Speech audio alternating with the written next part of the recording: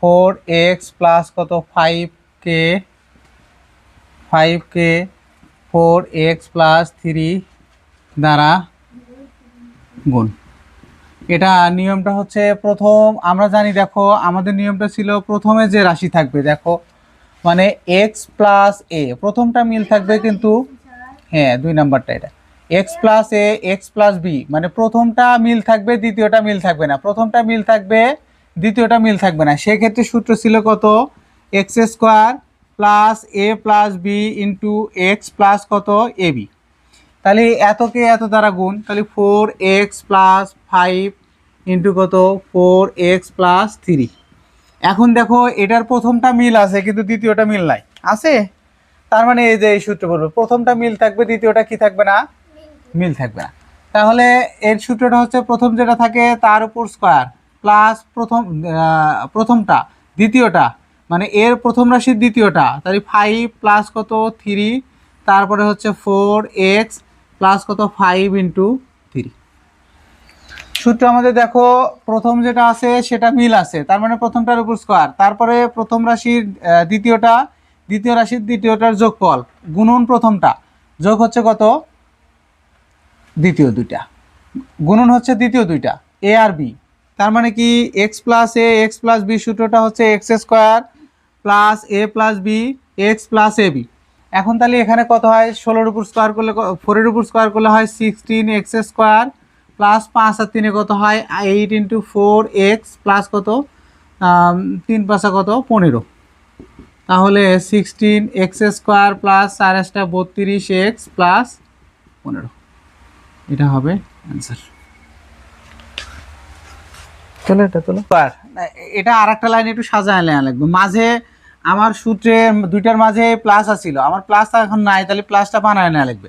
তাহলে এটাকে প্লাস বানানোর উপায়টা হচ্ছে এই যে 6a প্লাস -7 সেকেন্ড ব্র্যাকেট দিয়ে গুণন কত 6a প্লাস 5।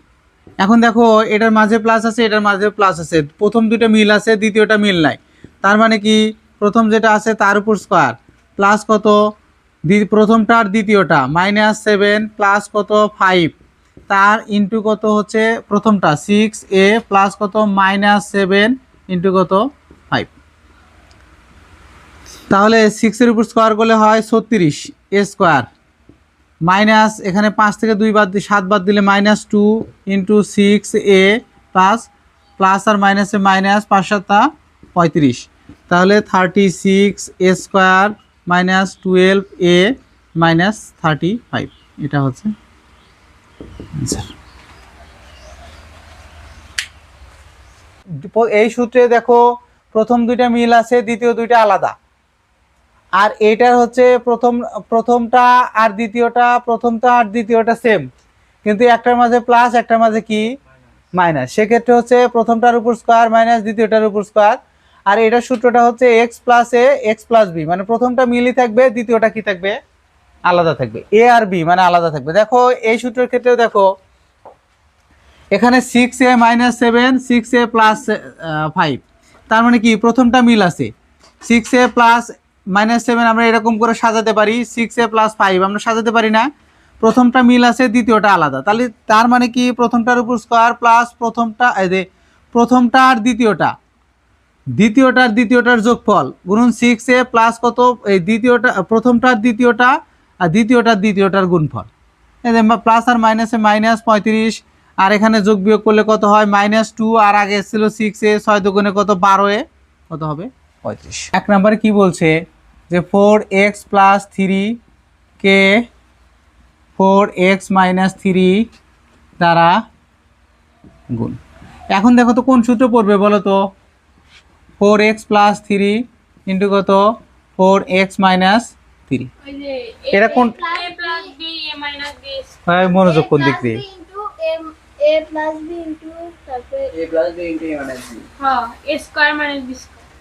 হ্যাঁ মানে প্রথমটা মিল আছে দ্বিতীয়টাও মিল আছে, কিন্তু তাদের মাঝে প্লাস আর মাইনাসের পার্থক্য, তাই না? তার মানে কি প্রথম যেটা থাকবে তার উপর স্কয়ার 4x তার উপর স্কয়ার মাইনাস কত 3 তার উপর স্কয়ার, আমাদের সূত্র হচ্ছে এ প্লাস বি ইন্টু এ মাইনাস বি, সেক্ষেত্রে এ স্কোয়ার মাইনাস।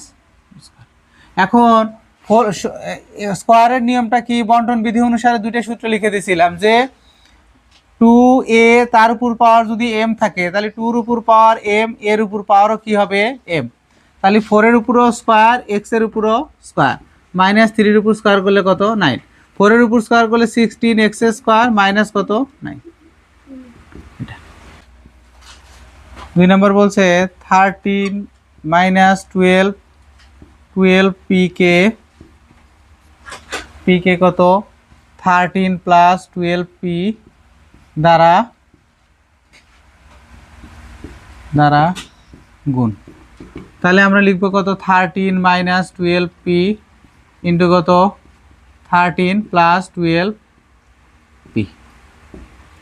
তাহলে এটাকে একটু সাজায় লিখলে এটাকে আগে লিখবো 13 plus 12p a plus b 13 minus 12p, তার মানে কত a মাইনাস b। তাহলে প্রথমে 13 এর উপর স্কোয়ার মাইনাস কত 12p তার উপর স্কোয়ার, তাহলে 13 এর উপর স্কোয়ার করলে 169 হয়, আর 12 এর উপর স্কোয়ার করলে 144 পির উপর স্কোয়ার।